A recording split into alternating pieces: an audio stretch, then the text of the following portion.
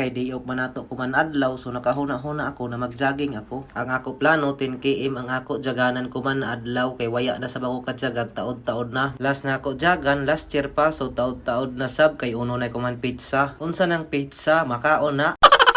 Waya pa gani magkatunga na ako jagan, tag-uhaw na ako, so nahapit ako diri sa palitanan ng buko kay grabe mga jud kauhaw. Waya madugay ni abot na sa ako diri sa May City Hardware. Gana ra sab ini na pagkajagan kay uyan-uyan, dili ra ta dali hangakon kay sahay ra sad lagi ta makajagan. Pag abot na ako diri sa May City Tumanday, niliko ako kay ako testingan pag-agi ang diversion road kung kaya na ba lawson pasingod sa May Sabang. Pag abot na ako diri kay waya may tao, nagbidyo-bidyo kunuhay ako sa kaugalingon, amora gwapo.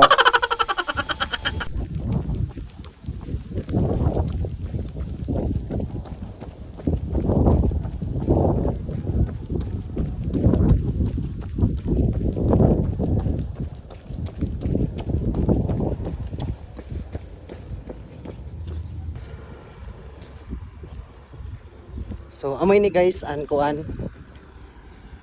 diversion road kung gikan ka sa barangay Sabang Tres, diri Sabang Tres gawas ka ng barangay Rizal. So atong dugay na human diri kuan man to tulay. So humana ang tulay kuan pa man si Jajon murag bawal pagod sa paagihan kay didto nay nakabutang no entry.